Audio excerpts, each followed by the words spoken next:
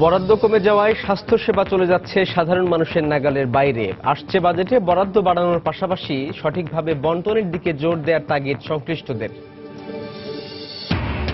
হোটেলের অস্বাস্থ্যকর খাবার খেয়ে নানা রোগ ব্যাধিতে আক্রান্ত হচ্ছেন সাধারণ মানুষ। মান নিয়ন্ত্রণের দায় সরকারের, বলছে ভোক্তা স্বার্থ সংশ্লিষ্টরা। কঠোর অবস্থানের তাগিদ। চট্টগ্রাম বন্দরের সক্ষমতা বাড়াতে ১ দশক পর নতুন ২টি কন্টেইনার টার্মিনাল নির্মাণ করতে যাচ্ছে কর্তৃপক্ষ। ব্যয় হবে প্রায় ১,৫০০ কোটি টাকা। এবং বিদ্যুৎ, পানি ও ড্রেনেজ সহ নানা সমস্যায় ব্যাহত চাঁদপুর বেসিক শিল্পনগরীর উৎপাদন কার্যক্রম। দুর্ভোগে মালিক শ্রমিক। শিগগিরই সমস্যার সমাধানের আশ্বাস কর্তৃপক্ষের।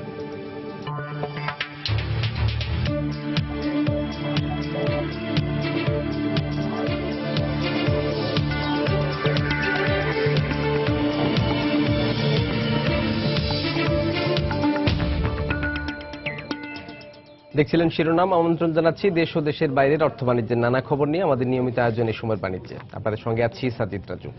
দর্শক, অর্থ বাণিজ্যের অন্যান্য খবরের পাশাপাশি আজ আমরা কথা বলবো বাজেটের বরাদ্দ নিয়ে। আর বিষয়ে স্টুডিওতে আমাদের সঙ্গে আজ উপস্থিত হয়েছেন অর্থনীতিবিদ ওয়াজিদ হাসান শাহ। জনাব ওয়াজিদ হাসান শাহ, আপনাকে আমাদের স্টুডিওতে স্বাগত জানাচ্ছি। আপনার সঙ্গে আমরা কথা বলবো, তার আগে আমাদের হাতে অন্যান্য কিছু রিপোর্ট আছে, আমরা দর্শকদের দেখি আপনার কাছে আমরা ফিরছি। আপনি আমাদের সঙ্গে থাকুন। বিনা পরোয়ানায় ৫৪ ধারায় কাউকে গ্রেপ্তার করার আগে পুলিশকে পরিচয়পত্র দেখাতে এবং গ্রেপ্তারের কারণ জানাতে হবে, এই সংক্রান্ত ১৫ দফা নির্দেশনা দিয়ে হাইকোর্টের রায় বহাল রেখেছেন আপিল বিভাগ। সেই সঙ্গে গ্রেপ্তারের ৩ ঘণ্টার মধ্যে পরিবারকে অবহিত করতে হবে বলেও নির্দেশনা দেওয়া হয়েছে। প্রধান বিচারপতি এস.কে সিনহার নেতৃত্বে আপিল বিভাগের ৪ সদস্যের বেঞ্চ হাইকোর্টের রায়ের বিপক্ষে রাষ্ট্রপক্ষের করা আপিল খারিজ করে সকালে এ রায় দেন। পরে রিটকারী আইনজীবী ডক্টর কামাল হোসেন ও ব্যারিস্টার এম আমিরুল ইসলাম জানান, এই রায়ের ফলে ৫৪ ধারায় গ্রেপ্তার ও রিমান্ডে নেয়ার ক্ষেত্রে হাইকোর্টের ১৫ দফা নির্দেশনা মানতে হবে।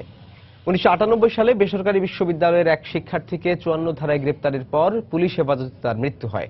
পরে এই ধারার বৈধতা চ্যালেঞ্জ করে একটি রিট করেন ব্লাস্ট সহ কয়েকটি মানবাধিকার সংগঠনের কর্মীরা। ২০০৩ সালে হাইকোর্ট এই রায় দিলে পরের বছর এর বিপক্ষে আপিল করেন রাষ্ট্রপক্ষ। এর প্রায় ১৬ বছর পর আজ এই রায় দেন আপিল বিভাগ।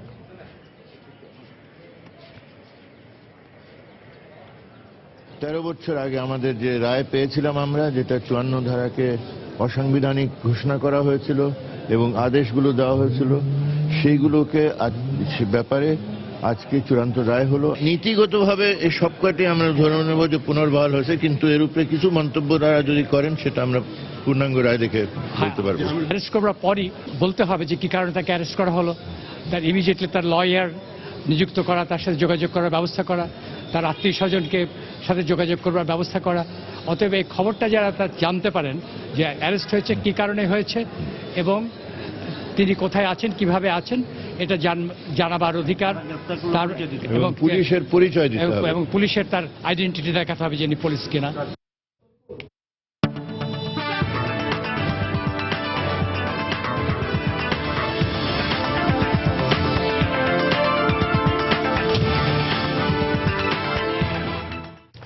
এবার জাতীয় বাজেট প্রসঙ্গ। জাতীয় বাজেটে স্বাস্থ্য খাতে বরাদ্দ কমে যাওয়ায় জনগণের মৌলিক চাহিদা স্বাস্থ্যসেবা চলে যাচ্ছে সাধারণ মানুষের নাগালের বাইরে। তাই বাধ্য হয়ে প্রাইভেট ক্লিনিক ও হাসপাতালের দ্বারস্থ হওয়ায় স্বাস্থ্য খাতের প্রায় ৬৫% ব্যয় বহন করছে জনগণ। তাই আগামীতে স্বাস্থ্য খাতে অর্থ বরাদ্দ বাড়ানোর পাশাপাশি তা সঠিকভাবে বণ্টনের দিকে জোর দিলেন চিকিৎসা খাত সংশ্লিষ্টরা। বিস্তারিত মুজাহিদ শুভ্র রিপোর্টে। ক্রমবর্ধমান মানুষের নানা রোগে আক্রান্তের সংখ্যা বাড়লেও বাড়ছে না স্বাস্থ্যসেবার মান। সরকারি তথ্য মতে বিগত ৫ বছরে দেশের মোট বাজেটের পরিমাণ দ্বিগুণের বেশি হলেও স্বাস্থ্য খাতে বরাদ্দ কমেছে ২%। এই অবস্থা অব্যাহত থাকলে স্বাস্থ্যসেবা হুমকির মুখে পড়বে বলে আশঙ্কা চিকিৎসা বিশেষজ্ঞদের। বাজেটে যদি তারা এই বিনিয়োগ না বাড়ায় তাহলে কিন্তু ওই চিকিৎসা খাত বেসরকারি খাতে থাকবে, চিকিৎসা খাতে চিকিৎসকদের সাথে সরকার এবং জনগণের ভুল বুঝাবুঝি হবে, একটা বিপর্যস্ত পর্যায়ে যাবে। এই অপ্রতুল বরাদ্দের মধ্যে প্রায় ৮০% ব্যয় হয় বেতন ভাতা, চিকিৎসা যন্ত্রপাতি ক্রয় ও অবকাঠামো উন্নয়নে। গ্রাম, থানা ও উপজেলায় অবকাঠামো উন্নয়নের সাথে সমন্বয় করে চিকিৎসক ও চিকিৎসা যন্ত্রপাতি সরবরাহ না হওয়ায় প্রকৃত চিকিৎসা থেকে বঞ্চিত হচ্ছে সাধারণ মানুষ।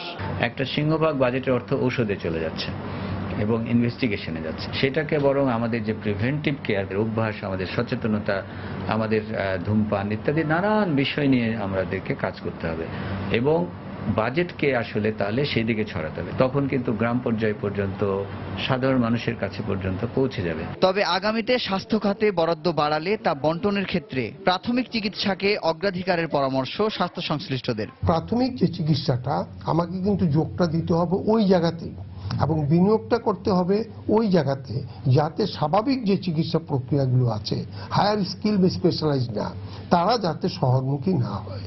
সুতরাং আমার মনে হয় যে গ্রামীণ চিকিৎসা বাজেট বাড়াতে হবে, এফেক্টিভলি ওইখানেই এই চিকিৎসার বন্দোবস্ত করে দিতে হবে। বিশ্ব স্বাস্থ্য সংস্থা WHO নির্দেশনা অনুযায়ী একটি দেশের মোট বাজেটের কমপক্ষে 10% স্বাস্থ্য খাতে ব্যয়ের কথা থাকলেও দেশে প্রতি বছর ব্যয় হচ্ছে অর্ধেকেরও কম। মুজাহিদ শুভ, সময় সংবাদ, ঢাকা। দর্শক, আমরা আগেই জানিয়েছিলাম যে আজ আমরা বাজেটে স্বাস্থ্য খাতে বরাদ্দ সহ অর্থনীতির বিভিন্ন বিষয় নিয়ে কথা বলবো। আমাদের আজকের অতিথি, তার কাছে আমরা ফিরছি, অর্থনীতিবিদ ওয়াজিদ হাসান শাহ। জনাব শাহ, আমরা তো রিপোর্টটি দেখলাম, আপনিও দেখলেন। এই যে সেবা খাত, বিশেষ করে স্বাস্থ্য খাতে যে বাজেটে বরাদ্দ, WHO এর নির্দেশনা আছে যে একটি দেশের প্রায় বাজেটের, মোট বাজেটের কমপক্ষে 10% পর্যন্ত যাতে স্বাস্থ্য খাতে ব্যয়ের একটা নির্দেশনা তার আছে। বাংলাদেশের ক্ষেত্রে মানে কি হচ্ছে, বাংলাদেশের মতো যে দেশগুলো, বিশেষ করে তৃতীয় বিশ্বের দেশ, যারা উন্নয়নশীল দেশ, আমাদের এই খাতে আসলে অপ্রতুলতা কেন, কি মনে হয় আপনার? এটা প্রায়োরিটির একটা ব্যাপার। যেটা হচ্ছে আমাদের, আপনি যদি দেখেন স্বাস্থ্য খাতে অর্ধেকেরও কম, হুয়ের যে সাজেশন 10%, সেখানে আমাদের দেশে 4.3% বর্তমান ফিসক্যাল ইয়ারে কিন্তু বরাদ্দ আছে। এবং দুর্ভাগ্যক্রমে যেটা হয়েছে, গত কয়েক বছরে কিন্তু সেটা আস্তে আস্তে কমে আসে বাজেটে, মানে সার্বিক বাজেটের অনুপাতে। 5.9% ছিল 5 বছর আগে, সেটা এখন 4.3% নেমে আসছে, অলমোস্ট 2% কম, যেটা আপনাদের প্রতিবেদনে উঠে আসছে। বাস্তবতা হলো, আপনি যদি দেখেন, একটা সময় ছিল কমিউনিকেবল ডিজিজের জন্য প্রচুর মানুষ মরতো, সেটা কিন্তু আস্তে আস্তে চেঞ্জ হচ্ছে। এখন নন কমিউনিকেবল ডিজিজ, ডায়াবেটিস বলেন, হাই ব্লাড প্রেশার, কোলেস্টেরল, এইসব সমস্যা, স্মোকিং, এগুলির কারণে কিন্তু মৃত্যুর হার বাড়ছে। আমার একটা খুব সুন্দর কথা আছে ইংরেজিতে, an ounce of prevention is better than a pound of cure. Preventive মেজারগুলোর দিকে আমাদের আলোকপাত অনেক বেশি করা দরকার। আনফর্চুনেটলি যেটা হচ্ছে যে মানে সমস্যার পরে আমরা হয়তো চিকিৎসার চেষ্টাটা করছি, তারপরেও যেটা দেখা যাচ্ছে যে সার্বিক বাজেটে বরাদ্দ অনেক কম। আমাদের অনেক খাতেই অনেক বরাদ্দের প্রয়োজন আছে, এই খাতে দুর্ভাগ্যক্রমে সেটা মানে যথোপযুক্ত হচ্ছে না। আপনি যদি দেখেন, যারা ধনী পরিবারের সদস্য, তারা কিন্তু সাধারণত বাইরে গিয়ে চিকিৎসাটা নেন। আমাদের দেশে মানে সরকারি স্বাস্থ্য সেবা কয়জনে ভালো মতো নেন, দেখা যায় যে রেফার করা হচ্ছে তাদের প্রাইভেট ক্লিনিকেই। এই সমস্যাগুলো কিন্তু সরকারি হাসপাতালে চিকিৎসা করতে গেলেও মানে তার প্রাইভেট যে ক্লিনিক বা চেম্বার, সেখানে হয়তো পরবর্তীতে দেখা করার জন্য সুপারিশ করা হচ্ছে, ডাক্তার নিজেই করছেন। সেই একই ডাক্তার কিন্তু ওখানে বসে, উনি তখন কিন্তু ভালো চিকিৎসা দিচ্ছেন, কিন্তু সরকারি হাসপাতালে বসে অনেক ক্ষেত্রে দিচ্ছেন না। এটা খুব আনফর্চুনেট। এবং অনেক সময় দেখা যায় যে এনেবলিং, কেউ বলতে পারে এনেবলিং এনভায়রনমেন্ট নেই। কেন নেই এটা বলতে গেলে আপনার এই এখন, এটা তো একটা দিকে যে দারিদ্র্যের যে দুষ্ট চক্রের মধ্যেই তো একটা পর্যায়ে গিয়ে পড়ছে, কারণ আমরা মানে সাধারণ জনগণ যারা খেটে খুঁটে কাজ করছেন, পরিশ্রম করছেন, তারাই তো অসুস্থ হয়ে পড়লে মানে কাজের ক্ষেত্রেই তো, কর্মক্ষেত্রেই সেই মানে বিঘ্ন সৃষ্টি হচ্ছে। আর সেক্ষেত্রে সরকার কেন এইদিকে নজর দিচ্ছে না? মানে অর্থনৈতিক অবস্থার দিক থেকে তো অর্থ সংস্থান তো কোনো সমস্যা না, কি মনে হয় আপনার? আশা করা যে সংস্থান সমস্যা হওয়া উচিত না, কিন্তু জিনিস হচ্ছে আমরা যদি দেখি প্রতি বছর এডিপিতে দেখা যায় প্রথম 10 মাসে হয়তো অর্ধেক এডিপি ইউটিলাইজেশন। এখন আমি ইউটিলাইজেশনটাকে ইনভার্টেড কমার মধ্যে সবসময় এই কারণে রাখি যে ব্যয়ের অর্থ এই না যে প্রপার খাতে প্রপারলি খরচটা হচ্ছে, অথচ আপনি গিয়ে দেখেন শেষ মাসে, জুন মাসে, সেই মাসে গিয়ে দেখা যায় 20-25% এডিপির বাস্তবায়ন দেখানো হয়। মানে বাকি 11 মাস কি দোষ করলো, এটা কিন্তু একটা বড় প্রশ্ন থেকে যায়। বাকি 11 মাসে যেটা ব্যয় করা গেল না, এক মাসে মানে তার থেকে, মানে এটা হচ্ছে হিসেবে দেখানোর একটা প্রবণতা বোধহয় কাজ করে। এটা প্রতি বছরই হয়ে আসছে, আমরা সবাই জানি এটা বাস্তবতা, তারপরেও কিন্তু এর কোনো পরিবর্তন হচ্ছে না। এবং দেখা যাচ্ছে অনেক প্রকল্পে অনেক বরাদ্দ হচ্ছে, সেটা বছরের পর বছর ঠিকমতো ব্যয় হচ্ছে না, আবার কোনো কোনো প্রকল্পে বেশি ব্যয় হচ্ছে। তো এখন প্রায়োরিটির একটা ব্যাপার আছে। আর স্বাস্থ্যের যে ব্যাপারটা, সেটা হচ্ছে যে মানে স্বাস্থ্য এবং শিক্ষা, এই দুইটা খাতে যদি আমাদের মানে শুধু বরাদ্দের ব্যাপার না, শুধু ব্যয় না, যথোপযুক্ত মানে সক্ষমতা ব্যয় করার আমাদের অনেক সক্ষমতা। বৃদ্ধি করতে হবে জি। এই দুই খাতে। কারণ আপনি যদি দেখেন শিক্ষা খাতে আমরা দেখছি গোল্ডেন জিপিএ বাড়ছে, জিপিএ 5 বাড়ছে, মানে সবই বাড়ছে, কিন্তু শিক্ষার মান কি বাড়ছে? আপনি যদি দেখেন ইন্টারন্যাশনালি কি আমরা কম্পিট করতে পারছি সবার সাথে? আমাদের দেশে এখনো বলা হয় আমাদের রেডিমেড গার্মেন্টস খাতে কিন্তু বাইরে থেকে লোক, middle level manager, high level manager বাইরে থেকে, ইন্ডিয়া, পাকিস্তান, শ্রীলঙ্কা থেকে আনা হচ্ছে। শিক্ষা খাতেও আমাদের সমস্যা, আমাদের দেশে বাইরে থেকে ডাক্তারও আসে, অথচ আমাদের ডাক্তারই কিন্তু আবার মধ্যপ্রাচ্যে গিয়ে চিকিৎসা করছে। ওখানকার হাসপাতাল কিন্তু তাদেরও উপস্থিতি আছে বাংলাদেশের ডাক্তারদের, আমার বন্ধুদের মধ্যেও আছে যারা মধ্যপ্রাচ্যে কর্মজীবী। আচ্ছা, উন্নত দেশগুলোতে আমরা দেখি যে এই চিকিৎসা খাতটা রাষ্ট্রীয় ব্যবস্থাপনায় বেশিরভাগ ক্ষেত্রে হয় এবং নাগরিকদের ইন্স্যুরেন্স সহ অন্যান্য সুবিধাদি থাকে, মানে স্বাস্থ্য নিয়ে বা স্বাস্থ্য ঝুঁকি নিয়ে তাদের কোনো টেনশন করতে হয় না, মানে সেই জায়গাতে আমরা এখনো পৌঁছতে পারছি না কেন? এটা আমি ওইভাবে বলবো না। আপনি যদি দেখেন ইউএস এর প্রেসিডেন্সিয়াল ইলেকশন এই বছর, এবং ওখানে কিন্তু হেলথ ইন্স্যুরেন্স একটা বড় ইস্যু, বড় ফ্যাক্টর। ইউরোপে উল্টে দেখা যায় ওরা সোশ্যালিস্ট টেন্ডেন্সিতে কাজ করছে, এবং ইউরোপের অনেক দেশে কিন্তু চিকিৎসাটা মোটামুটি ফ্রি অ্যাক্সেস থাকে ওই দেশের নাগরিকদের। কিন্তু যে একটা সমস্যা আমি বিভিন্ন মানুষের কাছ থেকে শুনেছি, যুক্তরাজ্যে বলেন, পশ্চিম ইউরোপের দেশগুলোতে বলেন, অনেক সময় মানে আপনি স্পেশালিস্টকে দেখাতে গেলে 1 মাস 2 মাস ওয়েট করতে হয়। অনেকে কিন্তু তখন করে কি ইন্ডিয়ায় বা মানে থাইল্যান্ডে এসে চিকিৎসা নিয়ে যায়, যাদের সেই সামর্থ্য আছে তারা অল্প খরচে এখান থেকে চিকিৎসা নিয়ে যায়, যাওয়া আসার খরচটাও কভার হয়ে যায়, হয়তো একসাথে বেরিয়েও যায়। কিন্তু জিনিস হলো আমাদের ওই লেভেল অ্যাটেইন করা খুব কঠিন কাজ। আমাদের বীমা, আপনি যদি বলেন মাইক্রো ইন্স্যুরেন্স, এখান থেকে আমরা এখনো অনেক দূরে। এবং সবচেয়ে বড় কথা হলো যে গ্রাম পর্যায়ে আমাদের সেই স্বাস্থ্যসেবা, মানসম্মত স্বাস্থ্যসেবা কিন্তু এখনো পৌঁছায় দেওয়ার ওই সুযোগটা আমরা এখনো ঠিকমতো বাস্তবায়ন করতে পারিনি। আচ্ছা, অর্থের বরাদ্দটা কি আসলে ফ্যাক্টর কিনা? আমাদের যে এই সেক্টরটাতে আমরা দেখি পদ্মা সেতুর মতো বা বড় বড় যে প্রকল্পগুলো আমরা হাতে নিচ্ছি, সেই ক্ষেত্রে অর্থের সংস্থানের তো কোনো সমস্যা নেই। তাহলে স্বাস্থ্য, শিক্ষা, এই ধরনের মৌলিক যে চাহিদার জায়গাগুলো, মানে সেগুলো তাহলে বরাদ্দের জায়গা থেকে এখন অনেক পিছিয়ে আছে কেন? আমি বললাম সরকার হয়তো সেগুলিকে প্রায়োরিটি সেক্টর ওই হিসেবে দেখাচ্ছে না। বরাদ্দ আছে, এবং আমি বলবো যে বরাদ্দ আছে সেই তুলনায় কিন্তু মানসম্মত সেবা মানুষ পাচ্ছে না। স্বাস্থ্য এবং শিক্ষাতে প্রচুর কিন্তু খরচ হচ্ছে না তা না। হ্যাঁ, আমরা বলতে পারি জিডিপির আরো বেশি বরাদ্দ দেওয়া উচিত, আমি একমত। কিন্তু জিনিস হলো আমরা যদি বরাদ্দ দিয়েও মানসম্মত সেবা না পাই শিক্ষা খাত, স্বাস্থ্য খাতে, তাহলে আমাদের লাভটা কি? আমরা বরাদ্দ বাড়ালেই কি সমস্যার সমাধান হবে? বরাদ্দ বাড়ালেই কিন্তু সমস্যার সমাধান হবে না। আরো অনেক কিছু করণীয় আছে, যেটাকে বলে মানে আমাদের একটা হোলিস্টিক অ্যাপ্রোচ প্রয়োজন। আমাদের নিশ্চিত করতে হবে যে বরাদ্দটা হচ্ছে সেটা ঠিকমতো খরচ হচ্ছে, এবং যাদের জন্য বরাদ্দ হচ্ছে তারা সেই সেবাটা পাচ্ছে, সেটা শিক্ষাই হোক, স্বাস্থ্য সেবাই হোক। তার মানে বলছেন যে বরাদ্দ আছে, কিন্তু সেটা কাজে লাগানোর ক্ষেত্রে আমাদের মানে যথাযথ যে প্রক্রিয়ায় কাজে লাগানো, মানে আমি একটা জিনিস বলবো যে সেই ক্ষেত্রে যে রিসার্চের জায়গাটা আসলে আমাদের কতটা আমরা রাখি, বাজেটেও তো এই ধরনের নির্দেশনা থাকতে পারে যে একটা অর্থ বরাদ্দের ক্ষেত্রে সেটা কোন কোন সেক্টরে বরাদ্দ হবে এবং কোন সেক্টরটাকে কিভাবে প্রায়োরিটি দিয়ে বরাদ্দ হবে, সেই ক্ষেত্রে মানে গবেষণার সুযোগটা কতটা রয়েছে? প্রচন্ড রকম গবেষণার সুযোগ আছে, আমরা এটা নিয়ে গবেষণা করেওছি। আমার এক সিনিয়র কলিগের আন্ডারে আমরা health population nutrition sector development প্ল্যানের first annual stakeholder review যেটা ছিল, সেটাই আমি নিজেও জড়িত ছিলাম।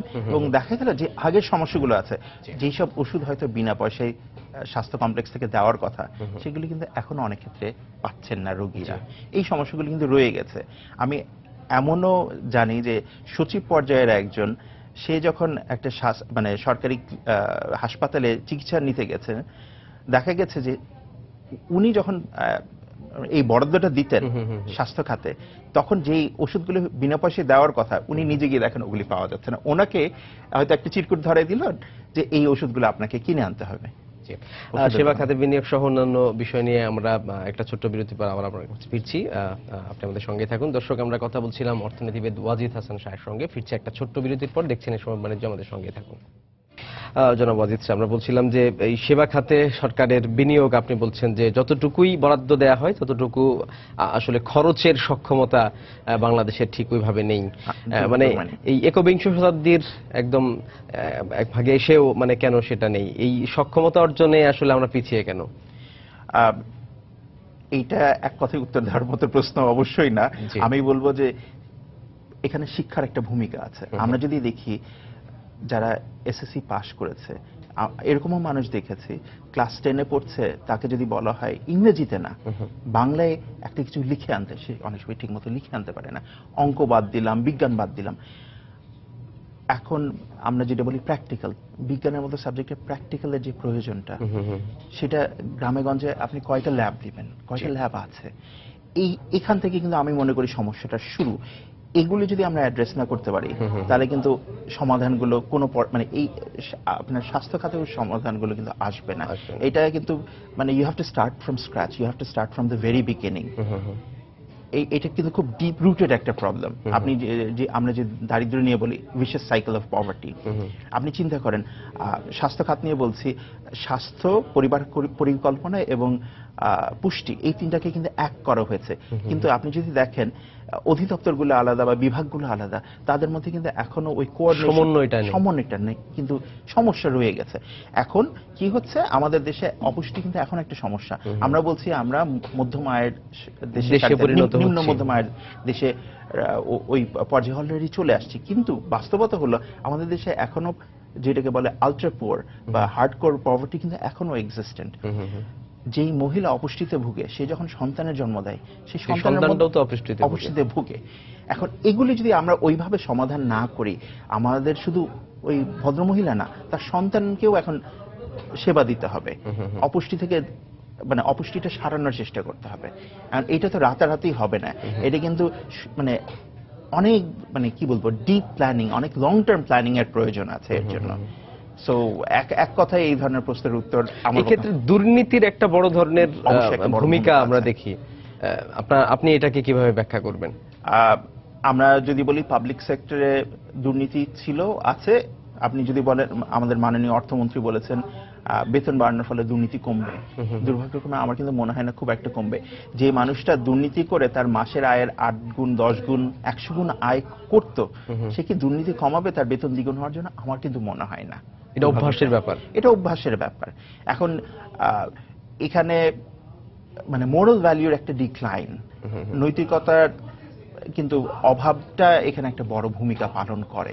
আপনি যদি চিন্তা করেন, মধ্যবিত্ত পরিবার থেকে একজন ঢাকা শহরে থেকে নিজের একটা অ্যাপার্টমেন্ট বা ফ্ল্যাট কেনা খুব ডিফিকাল্ট।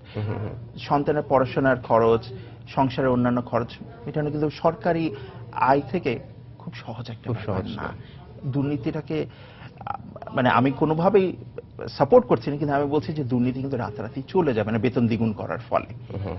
অনেক সমস্যা ছিল, আছে। মানে এখানে যদি বলি যে শৃঙ্খলা ফিরিয়ে আনার ক্ষেত্রে যদি সরকারের পদক্ষেপ মানে কড়াকড়ির জায়গাটা যদি রাজনৈতিক সদিচ্ছার প্রচন্ড রকম প্রয়োজন এটার, এবং সেটা কিন্তু দুর্ভাগ্যক্রমে গত মানে বাংলাদেশের স্বাধীনতার পর কতটা ছিল বা আছে সেটা কিন্তু অনেকেই সংশয় পোষণ করবেন।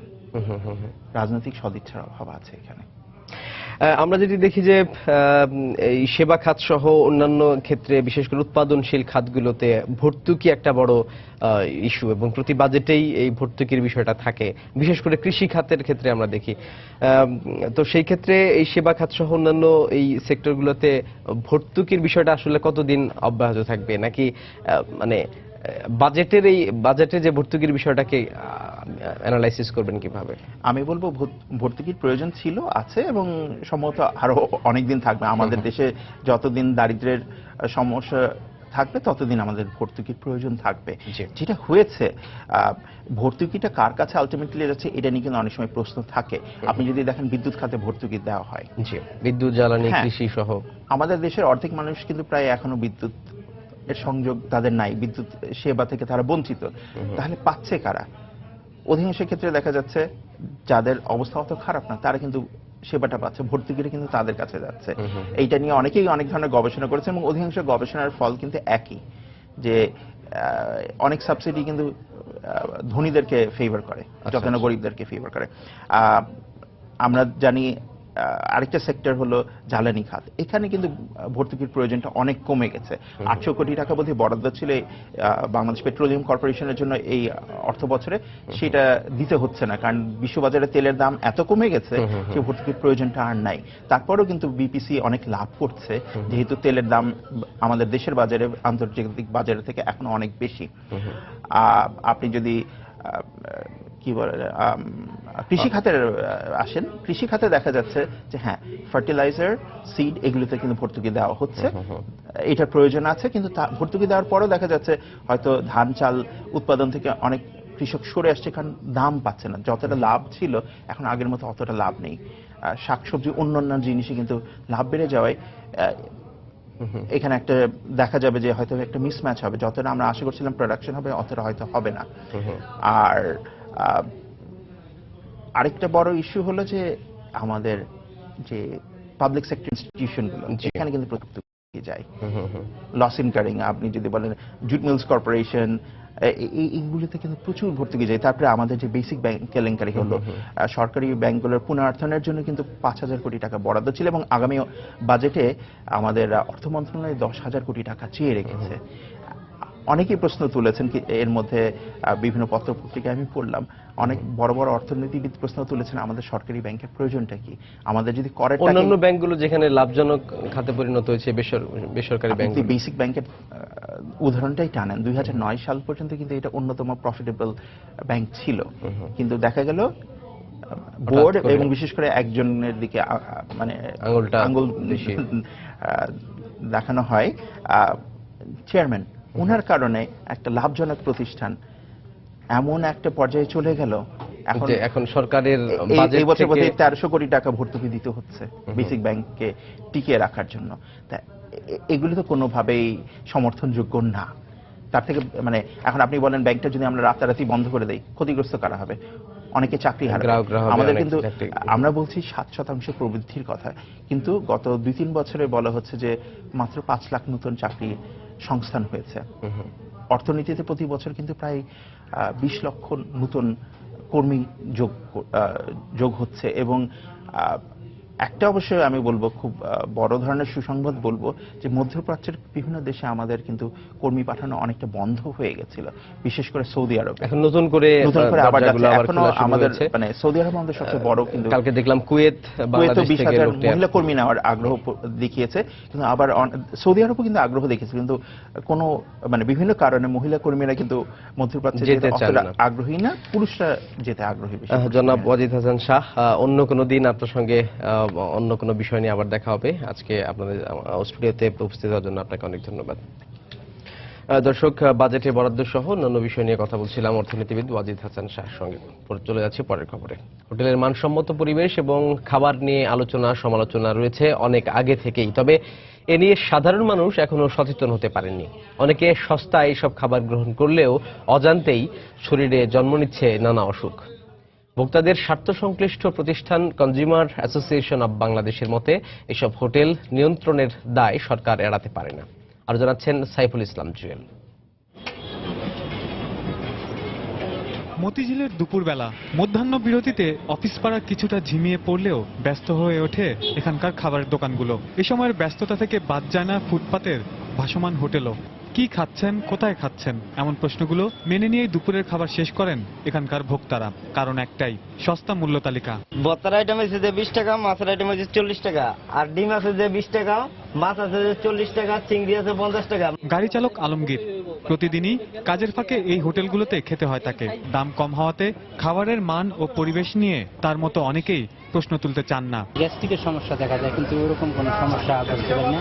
বাইরে খাবার খায়, বাসাতে খাবার আনতে পারলে সমস্যা। এবার ইট সিমেন্টের হোটেলগুলোর দিকে আসা যাক। রাজধানীর চাংখারপুল এলাকা। সকালের নাস্তার পর হোটেলে হোটেলে চলছে নতুন প্রস্তুতি। খাবার তৈরির নিয়মিত এই প্রস্তুতি নতুনভাবে শুরু হলেও পরিবেশ বরাবরের মতোই অস্বাস্থ্যকর। বাইরে থেকে বোঝা না গেলেও রান্নাঘরের ভেতরের পরিবেশে অবাক হতে হবে যে কোনো ভোক্তাকে। আর এ নিয়ে সহজ স্বীকারোক্তি হোটেল পরিচালনাকারীদের। যতটা পরিবেশ না আরো পরিবেশ হবে, যেহেতু আপনি যখন নিচ্ছেন এটা বন্ধ আছে এখন, ওপেন হবে সব পরিবেশ ঠিক হয়ে যাবে। আর একটু পরিষ্কার পরিচ্ছন্ন রাখা দরকার, খাবারের মান তো ভালো, তা আরো উন্নত করা দরকার। ঘরোয়া পরিবেশে খাবার তৈরির কথা বলে অস্বাস্থ্যকর পরিবেশে খাবার সরবরাহকারী হোটেলগুলোর বিষয়ে সরকারকে কঠোর ব্যবস্থা গ্রহণের আহ্বান জানিয়েছে consumers association of Bangladesh. City corporation থেকে তারা যদি তদারকি টিম করে এবং যদি বিভিন্ন এরিয়াতে যদি তাদের একটা মনিটরিং থাকে, তাহলে অবশ্যই দায় দায়িত্বটা সরকারকে নিতে হবে, কারণ এটা ব্যক্তিগত কোনো পর্যায়ে কোনো অর্গানাইজেশনের পক্ষ থেকে এই সারা বাংলাদেশে বা সারা ঢাকা শহরে এই অর্গানাইজ ওয়েতে এটা করা সম্ভব নয়। অস্বাস্থ্যকর পরিবেশে তৈরি হওয়া এসব খাবারের হোটেল নিয়ে সাধারণ মানুষকে আরও সতর্ক হওয়ার পরামর্শ দিয়েছেন ভোক্তাদের স্বার্থ সংশ্লিষ্ট প্রতিষ্ঠানটি। সাইফুল ইসলাম জুয়েল, সময় সংবাদ, ঢাকা। এক দশক পর নতুন দুটি কন্টেইনার টার্মিনাল নির্মাণ করতে যাচ্ছে চট্টগ্রাম বন্দর কর্তৃপক্ষ। ক্রমবর্ধমান চাহিদা মেটানোর পাশাপাশি বন্দরের সক্ষমতা বাড়াতে এই দুটি কন্টেইনার টার্মিনালে ব্যয় হবে প্রায় 1,500 কোটি টাকা। এর মধ্যে 10.5 একর জায়গার উপর পতেঙ্গা কন্টেইনার টার্মিনাল পিসিটি, আর জেসিবি টার্মিনালকে সংস্কার করে তৈরি করা হবে কর্ণফুলী কন্টেইনার টার্মিনাল কেসিটি। বিস্তারিত জানাচ্ছেন কমল দে। দেশের প্রধান সামুদ্রিক বন্দর চট্টগ্রামে সবশেষ 2007 সালে তৈরি করা হয় নিউ মুরিং কন্টেইনার টার্মিনাল বা সিসিটি। এরপর দীর্ঘ সময় পেরিয়ে গেলেও আর কোনো কন্টেইনার টার্মিনাল তৈরি করা হয়নি। অথচ এই সময়ের মধ্যে আমদানি রপ্তানি যেমন কয়েক গুণ বেড়েছে, তেমনি কন্টেইনার হ্যান্ডেলিং এর পরিমাণও রেকর্ড ছাড়িয়েছে। এত বড় একটা অ্যাচিভমেন্ট, এটাকে ধরে রাখতে হবে। এটা ধরে রাখার জন্য এই টার্মিনালগুলি very important. New mooring container terminal, Karnaphuli terminal, container শিপমেন্টটা বেড়ে যাচ্ছে এবং বাইরে থেকে কন্টেইনার আসতেছে এবং আমাদের সেক্টরে রেডিমেড গার্মেন্টস সেক্টরের এক্সপোর্টটা অনেক বেড়ে গেছে। তৈরি পোশাক খাত রপ্তানিকে 2021 সালের মধ্যে $50 বিলিয়ন উন্নীত করার চ্যালেঞ্জও রয়েছে। এখন $28 বিলিয়ন বন্দরের যেই সক্ষমতা, বন্দর এটাকে যদি আমরা $50 বিলিয়ন যখন যাবো, এই সক্ষমতাটা বাড়াতে হবে। এই অবস্থায় নতুন করে দুটি কন্টেইনার টার্মিনাল স্থাপন করতে যাচ্ছে চট্টগ্রাম বন্দর কর্তৃপক্ষ। প্রথমে পতেঙ্গা কন্টেইনার টার্মিনাল নির্মাণ করব এবং এর পরবর্তীতে একটি বার্থ করে আমরা কেসিটি নির্মাণ করব, এবং এই দুটার ফলে চট্টগ্রাম বন্দরের সক্ষমতা কন্টেইনার হ্যান্ডেলিং এ আরো বৃদ্ধি পাবে। বন্দর কর্মকর্তারা জানিয়েছেন, এই দুটি কন্টেইনার টার্মিনাল পুরোদমে অপারেশন শুরু করলে কন্টেইনার হ্যান্ডেলিং এর পরিমাণ যেমন কয়েক হাজার বাড়বে, তেমনি এখানে একই সময়ে অন্তত 4টি জাহাজ অবস্থান নিয়ে পণ্য উঠানামা করাতে পারবে। কমল দে, সময় সংবাদ, চট্টগ্রাম। রাজধানীর কৃষিবিদ ইনস্টিটিউটে চলছে 2 দিন ব্যাপী প্রতিবন্ধী কর্মসংস্থান মেলা। সেখানে আছেন আমাদের রিপোর্টার কাজল আব্দুল্লাহ। যাচ্ছি তার কাছে। কাজল,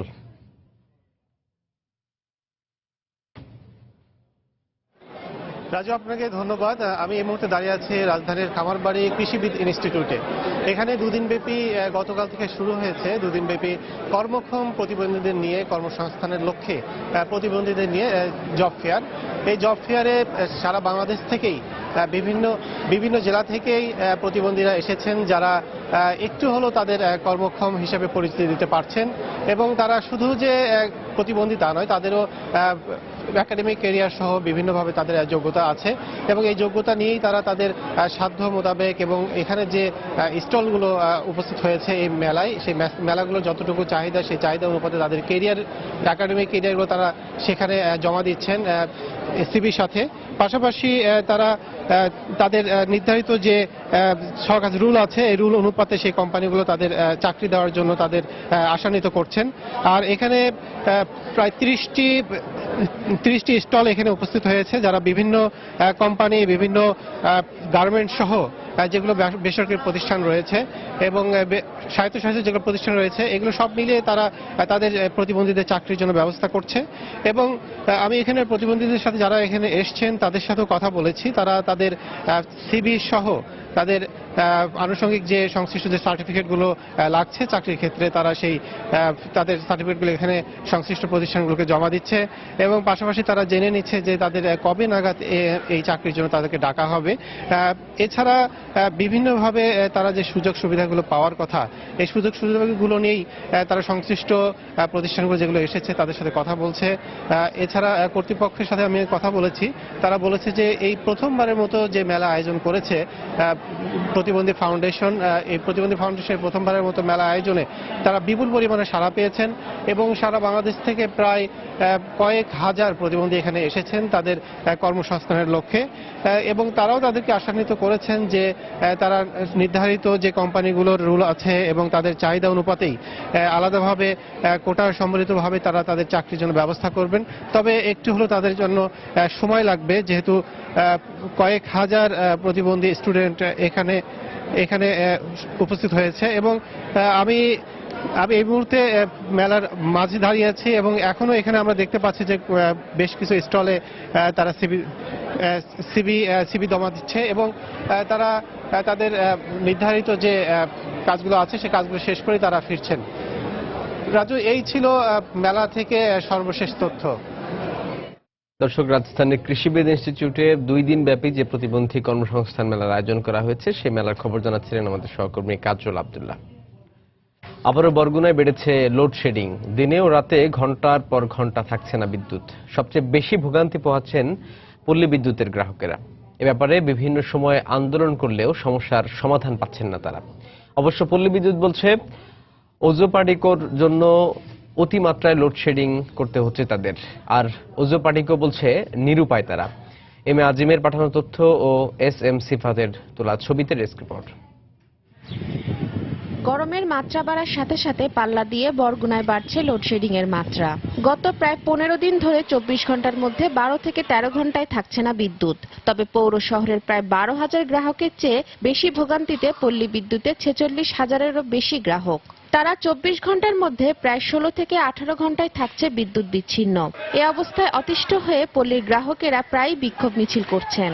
8 ঘন্টার ভিতর কিনে 5 বার যায় আবার 5 বার আসে। ঘন ঘন লোডশেডিং দিয়ে জনজীবন বিচ্ছিন্ন করে দিতেছে, মানুষের অশান্তি সৃষ্টি করতেছে। দৈনিক এমন হয় যে 2 ঘন্টা উপরে 3 ঘন্টা, এর বেশি আমরা বিদ্যুৎ পাচ্ছি না। তবে পল্লী বিদ্যুৎ বোর্ড বলছে ওজোপাডিকোর নিয়ন্ত্রণ সাবস্টেশন থেকে ব্রেকারের সেটিংস কমিয়ে রাখায় গ্রিড থেকে দেয়া বরাদ্দ পাচ্ছেন না তারা। পল্লী বিদ্যুতের জন্য একটা 33 কেভি ব্রেকার রয়েছে, সেই ব্রেকারের সেটিংসটা তারা কমিয়ে রেখেছে, যার কারণে আমরা আমাদের সর্বোচ্চ লোডের যে পিক আওয়ারে যে আমরা ডিমান্ডটুকু পাই, সেই ডিমান্ডের প্রেক্ষিতে আমরা যে সরবরাহটুকু পাই সেটুকু আমরা পাই না এই সেটিংসের কারণে। অবশ্য ওজোপাডিকোর কর্মকর্তা বলছেন শহরের গুরুত্ব বেশি দিয়ে গ্রিড থেকে পাওয়া বরাদ্দ বন্টন করছেন তারা। শহরের উপর দিয়েই তো লাইনটা গেছে, তা শহরকে তো বন্ধ রাখে পরে বাইরে বিদ্যুৎ দেওয়া সম্ভব না সীমিত লোডের ক্ষেত্রে। আর যদি লোড মোটামুটি মধ্যম অবস্থায় পাওয়া যায় তাহলে তথাপিও এই লাইন বন্ধ করা হয় না। 46,000 গ্রাহকের নিরবিচ্ছিন্ন বিদ্যুৎ সরবরাহ করতে পল্লী বিদ্যুতের 7.5 মেগাওয়াট ও ওজোপাডিকোর 12,000 গ্রাহককে নিরবিচ্ছিন্ন বিদ্যুৎ সরবরাহ করতে 3 থেকে 3.5 মেগাওয়াট বিদ্যুৎ দরকার। কিন্তু বর্তমানে গ্রিড থেকে 5 থেকে 6 মেগাওয়াট বিদ্যুৎ সরবরাহ করা হচ্ছে। সময় সংবাদ, বরগুনা। বিদ্যুৎ, পানি ও ড্রেনেজ সহ নানা সমস্যায় ব্যাহত হচ্ছে চাঁদপুর বিসিক শিল্পনগরীর উৎপাদন কার্যক্রম। এই অবস্থায় ভালো নেই মালিক শ্রমিক কেউই। তবে অচিরেই সমস্যার সমাধানের কথা জানিয়েছে সংশ্লিষ্ট কর্তৃপক্ষ। কৃষ্ণকান্তের ছবি ও ফারুক আহমদের তথ্য নিয়ে ডেস্ক রিপোর্ট। 1996 সালে 10 একর জায়গা জুড়ে গড়ে ওঠে চাঁদপুরের বিসিক শিল্পনগরী। প্রতিষ্ঠার পর 68টি শিল্প প্লটের মধ্যে 35টিতে শুরু হয় উৎপাদন কার্যক্রম। রপ্তানিমুখী পোশাক ও প্লাস্টিকের পাইপ থেকে শুরু করে নানা ধরনের খাদ্যপণ্য তৈরি হয় কারখানাগুলোতে। আর এজন্য দরকার পড়ে প্রতিদিন অন্তত 10 মেগাওয়াট বিদ্যুৎ। তবে চাহিদার তুলনায় বিদ্যুৎ সরবরাহ না থাকায় ব্যাহত হচ্ছে সার্বিক উৎপাদন কার্যক্রম। সেই সাথে যোগ হয়েছে পানি, ড্রেনেজ ও অনুন্নত যোগাযোগ ব্যবস্থা। 8 ঘন্টা ডিউটির মধ্যে 4 ঘন্টায় বিদ্যুৎ থাকে না। এতে 4 ঘন্টা বয়ে থাকলে কোম্পানি আমাকে বেতন দেয় না। আমরা ফুলাপাইন পরিজন নিয়ে খুব কষ্টের মধ্যে আছি। সুপেয় পানির অভাব, ফ্যাক্টরির জন্য যে সমস্ত পানির প্রয়োজন সেই পানিটা ভালো না। ড্রেনেজ ব্যবস্থা, রাস্তা, যাতায়াত ব্যবস্থা আসলে অনেক দুর্বল। এই অবস্থায় বিনিয়োগ হারাতে বসেছেন শিল্প মালিকরা। নানামুখী সমস্যার মধ্যেও আমরা আমাদের উৎপাদন অব্যাহত রেখেছি। বিশেষ করে আমরা অনেক প্রচুর টাকা বিনিয়োগ করেছি। আমাদের ইনভেস্টকে আমরা কোনো ব্যাক পাইতেছি না এবং 30টা ফ্যাক্টরির মধ্যে 5টা ফ্যাক্টরির কোনো লাভজনক অবস্থা নাই। এই সমস্যার সমাধান চাই। তবে অচিরেই সমস্যা সমাধানের আশ্বাস দিলেন বিসিকের এই কর্মকর্তা। বিষয়টি আমি জিএম পল্লী বিদ্যুৎ সমিতিকে জানিয়েছি এবং ডিস্ট্রিক্ট কন্ডিশন মিটিং এ বিষয়টি উপস্থাপন করা হয়েছে। বাজেট আসলে আমরা বিষয়টি সমাধান করতে পারবো। সংশ্লিষ্টরা জানান, চাঁদপুর বিসিক শিল্পনগরীতে ৩,০০০ শ্রমিক কাজ করে তাদের জীবিকা নির্বাহ করেন। সময় সংবাদ, চাঁদপুর। মুসলিম দেশগুলোর জোট ওআইসির ৩০টি দেশের অংশগ্রহণে সৌদি আরবে শুরু হয়েছে ১৫তম ওআইসি বাণিজ্য মেলা ২০১৬। মেড ইন বাংলাদেশ, বাংলাদেশের ব্র্যান্ড আমাদের গর্ব, এই স্লোগানে এবারের ওআইসি বাণিজ্য মেলায় প্রথমবারের মতো অংশগ্রহণ করেছে বাংলাদেশ। রিয়াদের আন্তর্জাতিক কনভেনশন ও এক্সিবিশন সেন্টারে মেলার উদ্বোধন করেন গভর্নর প্রিন্স ফয়সাল বনী ও বাংলাদেশের বাণিজ্যমন্ত্রী তোফায়েল আহমেদ। আগামী ২৬শে মে পর্যন্ত এই মেলা চলবে। বিস্তারিত সৌদি আরব প্রতিনিধি আরিফুর রহমানের রিপোর্টে। ১৫তম ওআইসি বাণিজ্য মেলায় প্রথমবারের মতো বাংলাদেশের ২৯টি রপ্তানিমুখী কোম্পানি ও সরকারি প্রতিষ্ঠান সহ ৩৬টি স্টলে ঢাকার প্রতিনিধিত্ব করছে। মেলায় প্রথমবারের মতো বাংলাদেশ অংশ নেওয়ায় ওআইসি অন্য দেশগুলোর মধ্যে সাড়া পড়ে যায়। বায়রা, বোয়েসেল সহ বিভিন্ন জনশক্তি রপ্তানি প্রতিষ্ঠান এই মেলায় অংশ নিয়ে নিজেদের দক্ষ কর্মঠ জনশক্তি ওআইসিভুক্ত দেশগুলোতে রপ্তানির সম্ভাবনার কথা জানান। আমরা এবারে অন্যান্য দেশের সাথে বাংলাদেশের যুক্ত করে এখানে সুযোগ প্রমাণ হয়েছে। বাংলাদেশ এখন উন্নত একটা বাংলাদেশ। উদ্বোধনী অনুষ্ঠানে বাংলাদেশি স্টলগুলো পরিদর্শন শেষে বাণিজ্যমন্ত্রী তোফায়েল আহমেদ মধ্যপ্রাচ্যের বিশাল বাজারে বিনিয়োগে বাংলাদেশি ব্যবসায়ীদের এগিয়ে আসার আহ্বান জানান। এইভাবে আমরা আন্তর্জাতিক বিশ্বে বিভিন্ন জায়গায় মেলার মধ্য দিয়ে আমাদের পণ্যকে আমরা জনপ্রিয় করে তুলি। আমি মনে করি এই যে ওআইসির 15th এক্সিবিশনের মধ্যে দিয়েও আমাদের পণ্যের আরো জনপ্রিয়তা বৃদ্ধি পাবে। এবারের মেলায় প্রাধান্য পেয়েছে বাংলাদেশি খাদ্যপণ্য রপ্তানিকারক প্রতিষ্ঠানগুলো। এই মেলার মাধ্যমে মধ্যপ্রাচ্য সহ ওআইসিভুক্ত দেশগুলোয় ব্যবসার সম্ভাবনার বিষয়ে আশাবাদী দেশীয় খাদ্যপণ্য প্রস্তুতকারক প্রতিষ্ঠানগুলো। এই মেলাটা কন্টিনিউ হতে থাকলে বাংলাদেশের প্রোডাক্টটা স্পেশালি গালফে ছড়াই দেওয়ার মতো একটা স্কোপ হবে। তো আমরা সরকারের কাছে একটা অনুরোধ করবো যেন এই মেলাতে রেগুলার অ্যারেঞ্জমেন্ট থাকে এবং আমরা অংশগ্রহণ করতে পারি। ইপিবির ভাষ্যমতে দেশীয় পণ্যের ব্যাপক প্রচারণা আর বৈদেশিক বাণিজ্য সম্প্রসারণের লক্ষ্যে এই বাণিজ্য মেলার আয়োজন করে ওআইসি। এবং আমাদের যে এক্সপোর্ট পলিসি আছে সেখানে কিন্তু আমাদের ম্যান্ডেট হলো আমাদের বাজার সম্প্রসারণ করতে হবে, আমাদের প্রোডাক্ট আমাদের ডাইভার্সিফিকেশন করতে হবে। মেলায় অংশ নিয়ে প্রথমবারের মতো বিদেশি প্রতিষ্ঠানের সঙ্গে চুক্তিভিত্তিক ব্যবসা শুরুর সম্ভাবনা সন্তুষ্ট টেরিটাওয়েল সহ তৈরি পোশাক প্রস্তুতকারী কয়েকটি প্রতিষ্ঠান। বাংলাদেশি পণ্য মানসম্পন্ন হওয়ায় বিদেশি ক্রেতারাও বেশ আগ্রহ দেখাচ্ছেন। এই মেলা চলবে আগামী ২৬শে মে পর্যন্ত। আরিফুর রহমান, সময় সংবাদ, সৌদি আরব। এবার দেশের বাইরের অর্থ বাণিজ্যের খবর। নিষেধাজ্ঞা তুলে নেওয়ার পর এখনো রপ্তানির লক্ষ্যমাত্রা অর্জন করতে না পারায় আপাতত জ্বালানি তেলের উত্তোলন বন্ধ করবে না ইরান। সম্প্রতি এক বিবৃতিতে একথা জানিয়েছে দেশটির রাষ্ট্রীয় জ্বালানি প্রতিষ্ঠান ইরানিয়ান অয়েল কোম্পানি। প্রতিষ্ঠানটির পূর্বাভাস অনুযায়ী বছরের দ্বিতীয়ার্ধে দেশটি দৈনিক ২২ লাখ ব্যারেল জ্বালানি তেল রপ্তানি করবে। পশ্চিমা নিষেধাজ্ঞা আরোপের আগে একই পরিমাণ জ্বালানি তেল রপ্তানি করত দেশটি। এ কারণে রপ্তানির লক্ষ্যমাত্রায় পৌঁছানোর আগে জ্বালানি তেলের উত্তোলন বন্ধের কোনো পরিকল্পনা নেই ইরানের। নিষেধাজ্ঞা তুলে নেওয়ার পর থেকে জ্বালানি খাত পুনর্গঠনে কাজ করছে দেশটির সরকার। আগামী ২রা জুন জ্বালানি তেল উত্তোলন বন্ধে আবারও বৈঠকে বসবে ওপেকভুক্ত দেশগুলো। দাতা গোষ্ঠীর কাছ থেকে ঋণ সহায়তা পেতে কর বাড়ানো এবং নতুন ব্যক্তি মালিকানাধীন ফান্ড গঠনের বিলটি পাশ হয়েছে গ্রিক পার্লামেন্টে। ইউরোজোনের অর্থমন্ত্রীদের বৈঠকে বসার আগে এই বিল পাশ ঋণ পাওয়ার প্রক্রিয়া আরও সহজ করবে বলে মনে করছে অ্যাথেন্স। ব্যয় সংকোচন নীতির অংশ হিসেবে ইন্টারনেট, জ্বালানি তেল এবং সম্পত্তিতে অতিরিক্ত কর পরিশোধ করতে হবে গ্রিকদের। এ বিষয়ে গ্রিক প্রধানমন্ত্রী অ্যালেক্সিস সিপ্রাস বলেছেন, গ্রিসের সাধারণ মানুষের জন্য এই ব্যয় সংকোচন নীতি বোঝার মতোই, কারণ ঋণ সহায়তা পেতে এরই মধ্যে তারা অনেক কিছুই দিয়ে ফেলেছেন। মঙ্গলবার ইউরোজোনের বৈঠকে গ্রিসের ঋণের বোঝা কমানোর বিষয়ে আলোচনা হওয়ার কথা রয়েছে।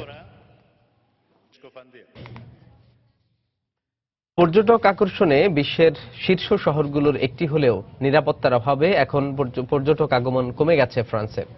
হোটেল রেস্টুরেন্টগুলোর বুকিং কমায় রাজস্ব আয় থেকে বঞ্চিত হচ্ছে সরকার। তবে ইউরো ফুটবল চ্যাম্পিয়নশিপকে কেন্দ্র করে ফ্রান্স সহ পুরো ইউরোপে পর্যটক আগমন বাড়ার প্রত্যাশা সংশ্লিষ্টদের।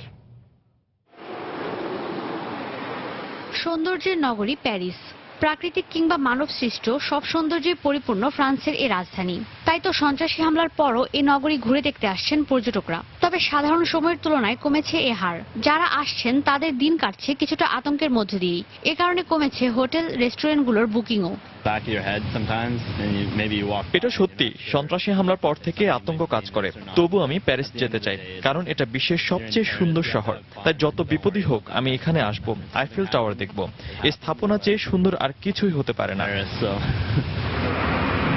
প্যারিসের সন্ত্রাসী হামলার কারণে বছরের প্রথম প্রান্তিকে 22 কোটি ডলার লোকসান গুনেছে দেশটির হোটেল মালিকরা। আর প্যারিসের বাইরের হোটেলগুলো থেকে রাজস্ব এসেছে মাত্র 11 কোটি ডলার। জানুয়ারি থেকে এখন পর্যন্ত হোটেল রেস্টুরেন্টগুলোর কার্যক্রম কমেছে 12% পর্যন্ত। আশা করছি জুনের ইউরো সকার টুর্নামেন্টকে কেন্দ্র করে পর্যটন খাত আরো চাঙ্গা হবে, কারণ এখন পুরো বিশ্বই দেখছে ফ্রান্স নিরাপদ।